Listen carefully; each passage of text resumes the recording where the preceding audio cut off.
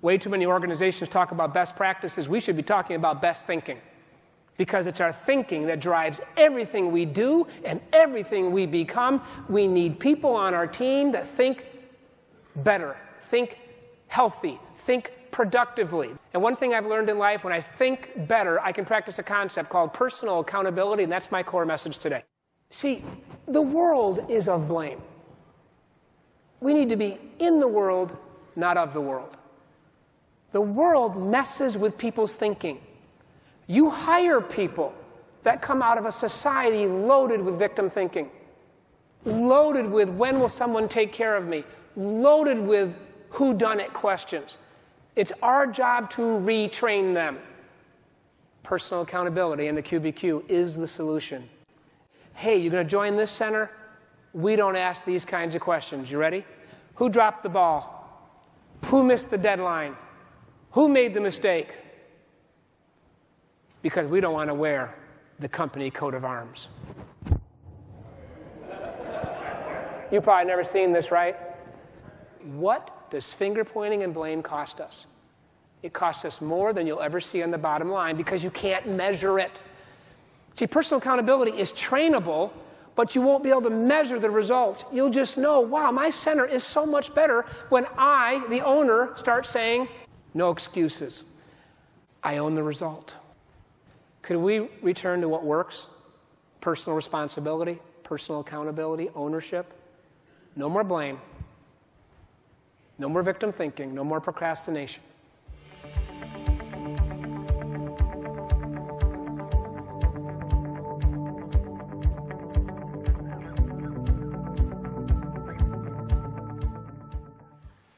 Careful about hiding behind the team. And you know, families are teams. Hey, I don't like my family culture. Well, don't hide behind the others. What can I do to change that family culture? What can I do to help the team move forward? My wife gave me a T-shirt. It says it's all about me. I don't think it was a positive marital statement that day. That's what I teach. It's not about the team. It's all about me. Not in a narcissistic sense, but in this sense. I don't want to ever use the team as an excuse for something not getting done. I don't want to hide behind the team. I want to ask, what can I do? See, Karen and I do not have a perfect marriage. I do not have perfect relationships with my 7 kids. But what helps is pausing and saying, wait a minute, there must be a QBQ in here somewhere. What can I do? How can I make a difference right now? What can I change about me? That's personal accountability. It's not a group thing. It's not something I hold others to. What is personal accountability? Well, it's not a group thing. It's not something I hold others to. Then what is it? Put your pens down. Enjoy the story. I walked into the Rock Bottom Brewery on a Thursday. It was real busy. They put me at a bar stool. No booths or tables available. After I'm sitting for a few minutes, a young man runs by me carrying a big tray of dirty dishes. And he stops. And he looks at me. He says, sir, have you been helped? I said, no, I haven't been, but I'm kind of in a hurry. I just want like a salad and maybe a roll. Well, I can get you that, sir. What would you like to drink? I said, I'll have Diet Coke. It's my favorite. He said, oh, I'm sorry, sir. We only sell Pepsi products. I said, no, thanks. I'll have water and lemon. Great. So he's gone. I'm sitting there. A few minutes later, he's back with the salad and the roll and the water and the lemon. And this is a very key moment in this story. I want you to know something, everybody. I was satisfied. I'm about to give you the secret to customer service for free. Are you ready? True service is doing something for another I didn't have to do. Period. If right now we took the time to get a great customer service story from all of you, and we peeled that onion, guess what we'd find? There would be a moment in that story where somebody did something for you that they what? They didn't have to. That's all it is. So I'm sitting there at the rock bottom enjoying my salad, my roll, and my water, and my lemon. But see, here's the key. If Boston Market or any other organization wants to have the extra edge, we need people willing to go the extra mile. It doesn't just happen magically. Organizations with the extra edge have people going the extra mile. So I'm sitting there, and all of a sudden this young man decides to go the extra mile. I feel the wind of enthusiasm blowing behind my back. The long arm of service stretches over my shoulder and places right next to my plate a 20-ounce bottle of Diet Coke. Thank you. You're welcome, sir. He's gone. My first thought, hire him. I called him over. I said, I thought you didn't sell Coke products. He says, we don't. I said, well, where did this come from? Guess what? He says, grocery store around the corner. My Diet Coke came from the grocery store around the corner? Who paid for it? He says, oh, I did, sir, just $1 out of my tip money. I'm hiring him for sales now, okay? And then I asked him one more question. This is all in a moment. It didn't take long. I said, well, how did you have time to go get it? You've been busy. He straightens. He smiles. He says, oh, I didn't go get it, sir. I sent my manager. Right now, turn and say to your boss these words. Get me a Diet Coke. Get me a Diet Coke. What a great feeling. I looked up at this guy. He's standing. I'm seated. And I said, why? Why'd you do this? And now he looks sad. His countenance falls. He goes, I'm sorry, sir. Didn't you want one? Oh, let me write that down. Do for customers what we don't have to do, and we will have the extra edge in the marketplace. There's nothing new about what I'm teaching right now, but the outstanding organizations excel at it. It was soon time to leave. How many of you had left this young man a really good tip? Yeah, so as my quarters bounced across the bar. I came back a month later. I could not forget him. His name was Jacob Miller. I love his last name, don't you? John Miller, if you didn't know, okay? And I walked in, and the hostess greets me, and I said, one for Jacob Miller's section, please. One for, wherever Jacob's working, I want to sit there. And she says, oh, I'm sorry, Jacob is no longer, and my mind went crazy. I started thinking these thoughts. You didn't really lose a guy who did not ask, when is the customer going to learn to read the menu? You did not really lose a guy who did not ask, why don't I get more training and coaching? And when will that department do its job right? And why don't they pay me more? You lost a guy who did not ask, when is the headquarters going to get us more products to sell? You lost a guy that did not make these 3 horrible statements. You want to kill an organization? Make these statements. Not my problem, not my department, not my job. He didn't say that. He never even thought, well, it's not my department, it's not my problem, it's not my job. He stopped, he looked at me, he said, sir, how can I help you? I'm thinking, you lost this guy? Now let's go back. I didn't say any of that to her. The mind works very quickly, doesn't it?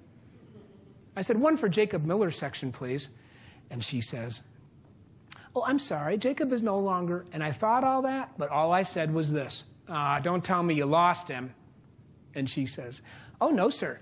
We didn't lose him. We promoted him to management. And I said, management? What a waste. See, it's not a waste if he becomes a manager that does what his manager did. See, that manager understood her job. Her job was to lift up Jacob. So Jacob could take care of John, the customer. And so then John could get up on this platform and rave about the rock bottom and what they did for me. Can you imagine getting out of bed in the morning and saying something like this? Today I exist to blame. I'm going to run through my life writing down the names of all the lousy people I know that have not lived up to their commitments. I will begin asking whodunit questions so I can indict people, destroy teamwork, drive wedges between colleagues, break down relationships, not solve problems, lessen productivity, kill creativity. This is what finger pointing does. Can you imagine actually asking questions like these? When will they get back to me? When will somebody improve this place? When will they solve the problem? When will I get the answers I need to make a decision? When will we find good people? When will he give us the vision? How about this one? When will somebody clarify my job? And then can you imagine actually standing at the water cooler, asking what I call the water cooler huddle question? So, when are they going to tell us what's going on? When at that moment, we could have been at our workspace asking, what can I do to contribute? What action can I take right now to make a difference? We call those QBQs. Procrastination, it's the friend of failure. Procrastination is the friend of failure. If you want to fail in life, hey, just get out of bed in the morning and say, when will all those people over there? When we could have just paused and said, well, what can I do today to make a difference? See, the power of the question behind the question, the power of QBQ, the power of personal accountability is it makes me see the world differently. No longer do I point fingers. Do I whine? Do I complain? Do I blame? Do I put stuff off? And more I take initiative, I take ownership, and I start saying, how can I today be my best? What can I do to practice personal responsibility? If you're training on customer service and team building and teamwork and management skills and selling technique and all that, but you're not first building in a base of personal accountability into your culture, you have no rock to stand on. We can train a person to be a better customer service person, a better salesperson, a better people manager all day long. But for success, we need a base, a foundation called personal accountability.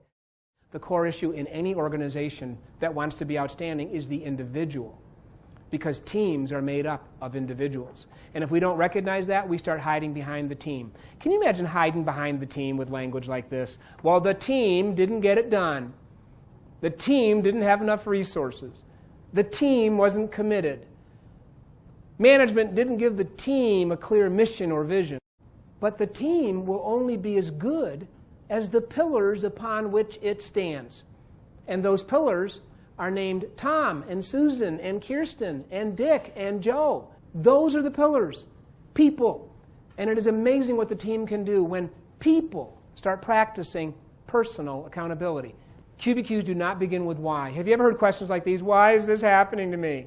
Why don't they support me more? Why don't I ever get a break? Why don't I get paid more? Why don't they increase our benefits? Why don't others care as much as I care?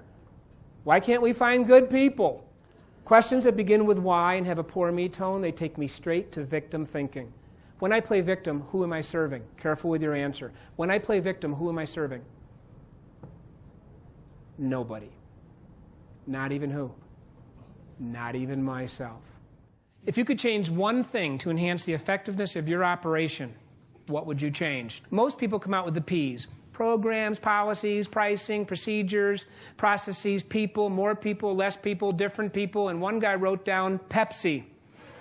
No, I'm not kidding. He submits a 3x5 card to me. He says, John, if we could just switch the Coke machine in the break room to Pepsi, life would be great around our organization.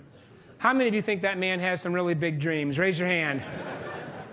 What was the question? What's the one thing you would change to enhance the effectiveness of your organization? Okay.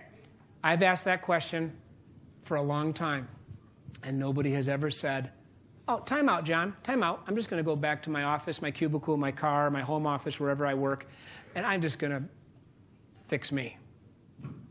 I'm just going to go home, go back to work and work on me. See, if I could just change me, that would impact the organization.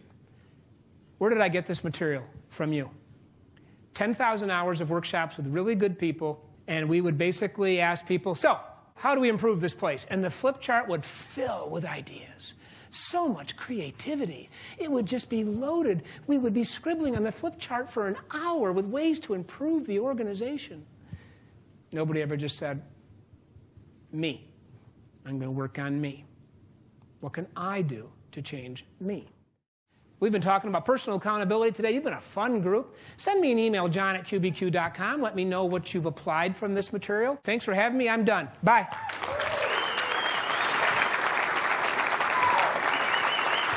Thank you.